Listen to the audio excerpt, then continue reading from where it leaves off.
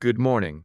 Today, we embark on a detailed exploration of a media entity that has not only chronicled political and social upheaval, but has also fundamentally altered the landscape of news dissemination itself.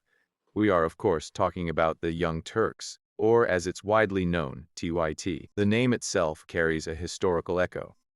The original Young Turks were a revolutionary reform movement in the early 20th century Ottoman Empire, a coalition of dissidents who sought to overthrow an autocratic sultan and replace his absolute rule with a constitutional government. They were insurgents, modernizers, and controversial figures who ultimately reshaped a nation. While the modern TYT shares that spirit of rebellious opposition to established power, its story is one of digital age disruption, a testament to how technology can empower new voices to challenge the old guard. This lecture will trace the arc of the Young Turks from a fledgling satellite radio program in 2002 to the helm of what is arguably the world's largest and most influential online news network. We will examine its origins, its pivotal role in the rise of YouTube, its expansion into a multi-platform network, the financial and political challenges it has navigated, and its lasting impact on the media landscape. To understand the Young Turks, we must first understand its founder and driving force. Cenk Uygur. Born in Istanbul, Turkey, and raised in the United States, Uygur was a lawyer and a frustrated observer of the American media landscape. He found the mainstream news of the late 1990s and early 2000s to be sterile, overly cautious, and dominated by a narrow, corporate-friendly consensus. He saw a gaping void for passionate, unfiltered, and progressive commentary. In 2002, Uygur took a leap. Along with a small team, he launched the Young Turks as a talk show on Sirius satellite radio. The name was a deliberate nod to the insurgent spirit of its historical namesakes. From a small studio, Uygur, along with early co-hosts like Ben Mankiewicz, began delivering a raw, energetic, and opinionated take on the day's politics. It was unlike most of what was on the radio dial, less scripted, more confrontational, and deeply rooted in a progressive, populist perspective. However, satellite radio in the early 2000s was a nascent technology with a limited audience. The show developed a cult following but lacked the reach its creators envisioned. The real breakthrough lay not in the paid tier of radio, but in the free, wild west of the burgeoning internet. Uygur, always with an eye on the future, recognized the potential of this new distribution channel before most traditional media executives did. The year 2005 was a watershed moment for the internet. A small video sharing platform called YouTube launched, and it was about to change everything. Cenk Uygur saw not just a place for cat videos and home movies, but a potential game changer for news. In a move that would prove historic, Uygur began uploading segments of his Sirius radio show to YouTube. On December 21, 2005, he posted the network's first video. The format was simple, a straightforward monologue to camera, discussing the news of the day. But the impact was profound. Here was a daily news show, free for anyone with an internet connection, unencumbered by the time constraints and corporate oversight of television. This leads us to a crucial piece of digital media history. In these early days, YouTube was scrambling to build a library of content and establish itself as a legitimate platform. They recognized the value of consistent, professional-style content that TYT was providing. In a move that would be cemented by a hurriedly faxed contract, TYT became the first official partner channel in YouTube's history. This partnership was symbiotic. YouTube gained a reliable source of daily, original programming. TYT gained unprecedented access to the platform's growing audience and, crucially, a share of the advertising revenue. This first-mover advantage was incalculable. While traditional media outlets were still trying to figure out what this YouTube thing was, TYT was already building a massive and deeply engaged community. The comment section beneath each video became a forum for lively and often heated debate. TYT wasn't just broadcasting, it was fostering a conversation. The content itself evolved. Uygur was joined by Anna Kasparian, a young, sharp, and passionate political science student who would become an indispensable co-host and eventually a lead host in her own right. The show's format grew to include multiple hosts, roundtable discussions, and direct engagement with viewer comments. its style characterized by high energy, moral outrage at injustice, and a willingness to call out politicians and media figures from both parties resonated powerfully with a young, digitally native audience that felt ignored by traditional news. By the end of the decade, TYT was not just a show, it was a phenomenon. It won numerous awards, including the Podcast Award and the Mashable Open Web Award for Best Political News Site in 2009. It had successfully transitioned from a radio show that also had a YouTube channel to a digital-first news powerhouse, proving that online video could not only compete with, but also surpass, traditional media in both engagement and influence. With its massive online success, it was inevitable that television would come calling. In 2011, Current TV, the cable network co-founded by Al Gore, offered TYT a daily television slot. The Young Turks with Cenk Uygur began airing on the network, marking the show's arrival on the small screen. For many in the TYT audience, this felt like a validation. The insurgent had been welcomed into the establishment. The show brought its digital energy to television, a stark contrast to the more polished and predictable cable news format. However, this period also highlighted the inherent tensions between the old and new media models. TYT's success was built on freedom, the freedom to run long, to engage with the audience in real time, and to be unencumbered by the demands of commercial breaks and network programming. This tension came to a head in 2013 when Al Jazeera acquired Current TV. The new ownership had different plans, and TYT's television show was promptly canceled. For many, this would have been a devastating blow, a return to the minor leagues after making it to the big show. But for TYT, it was a blessing in disguise. The cancellation forced a critical strategic decision. Would TYT try to shop its show to another network, or would it double down on its digital roots? It chose the latter, and this decision was arguably the most important in the company's history. The message was clear. TYT didn't need television. It had built a massive, profitable, and independent operation online, free from the whims of network executives. It was a powerful affirmation of the new media order. The post-Current TV era was not about retrenchment. It was about aggressive expansion. Freed from the constraints of television, TYT set out to build a true digital media network, a Netflix of news as some described it.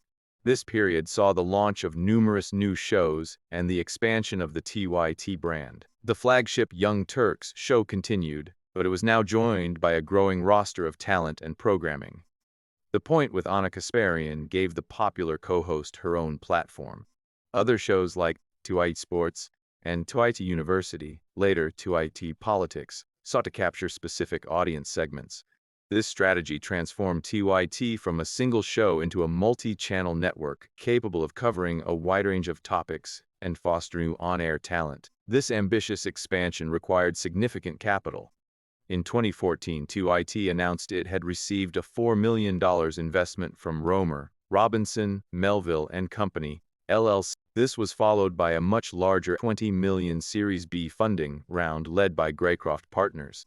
This influx of institutional money, totaling over $27 million, signaled that Wall Street and the venture capital world now saw TYT not just as a popular YouTube channel, but as a legitimate and scalable media business with significant growth potential. This period also solidified TYT's role as a political influencer. The 2016 presidential election was a defining moment. TYT was one of the few media outlets to take the Bernie Sanders campaign seriously from its inception.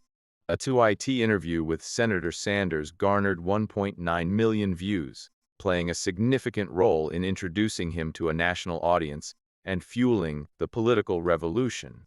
This cemented TYT's reputation as a kingmaker of sorts within the progressive movement and demonstrated the raw power of digital media in shaping electoral politics.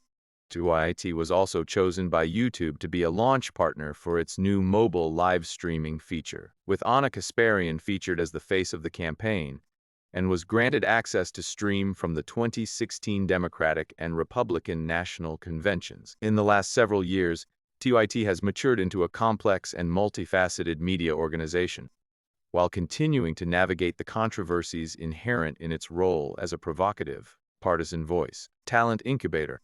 One of TYT's most significant yet often overlooked, legacy is its role as a farm system for digital media talent. The network has a remarkable track record of identifying and nurturing young commentators who would go on to build substantial independent careers. This list includes popular streamers like Hassan Piker, journalists like Ken Klippenstein and Ryan Grimm of The Intercept, and even ideological opponents like Dave Rubin, who began as a TYT host before developing his own politically distinct show. This alumni network has spread TYT's influence and DNA across a wide swath of the online political commentary ecosystem. Network expansion and awards. The TYT network continues to grow. Today, it encompasses a wide array of shows, including The Damage Report with John Iadarola, Indisputable with Dr. Rashad Ritchie, and Rebel HQ. This programming slate has garnered critical acclaim, winning prestigious awards like the Webby Award and Shorty Awards for its news and political coverage. Dr. Rashad Ritchie has even been recognized by the White House for his social advocacy, showcasing the network's broader impact beyond just political commentary. The core product. At the heart of it all, the Young Turks show continues to be a daily force. With Cenk Uygur and Ana Kasparian at the helm, the program maintains its signature high-energy format, often running for 2 to 3 hours per episode. It provides in-depth analysis of current events, from U.S. domestic politics and police brutality to complex international conflicts like the Israel-Hamas war, as evidenced by recent episode descriptions. The show remains unapologetically partisan, holding politicians and media to account from a progressive standpoint. Challenges and criticism. TYT's journey has not been without its critics. It has faced accusations of fostering a toxic workplace culture, engaging in overly simplistic or hyperbolic rhetoric, and at times alienating potential allies within the broader progressive coalition. The network's financial model, heavily reliant on YouTube ad revenue and viewer memberships, TYT Go, also makes it vulnerable to the platform's ever-changing algorithms and policies. Maintaining relevance and revenue in a crowded and fragmented digital media marketplace is a constant challenge. The organization has also navigated internal shifts, with some original hosts departing over the years. As we conclude this lecture, it is essential to step back and assess the full measure of the Young Turks' impact. In 2002, the idea that a small group of people in a Los Angeles studio could build a global news network that rivals or even surpasses traditional media in reach and influence seemed far-fetched. Today, it is a reality. TYT's evolution is a masterclass in media adaptation. It began by harnessing satellite radio, but quickly pivoted to ride the first wave of online video. Its prescient partnership with YouTube was not just a lucky break. It was the result of a clear-eyed vision of where the audience was heading. When television came calling, TYT sampled the mainstream but ultimately chose to retain its independence, betting on the future it had helped build. Its legacy can be summarized in 3 key areas. 1. Pioneering digital news. TYT legitimized the concept of the online news show. It proved that internet video could be a primary news source for millions, paving the way for the entire creator economy that now covers politics and current events. 2. Democratizing commentary. By building a platform on talent and perspective rather than institutional pedigree, TYT created a new pathway for young, diverse voices like Ana Kasparian and many others to enter the national conversation. 3. Challenging the establishment. For over 2 decades, TYT has served as a persistent, often uncomfortable thorn in the side of the political and media establishment. It has demanded accountability and provided a platform for ideas and candidates, like Bernie Sanders, that were routinely marginalized by mainstream outlets. Today, as it celebrates over 20 years on YouTube and continues to produce hours of content daily, the Young Turk stands as a testament to the power of independent media. It is a living case study in disruption, a reminder that in the digital age, the tools to challenge power and build a global community are available to anyone with a camera, an internet connection, and the conviction to speak their mind. The Young Turks didn't just join the revolution, they started it.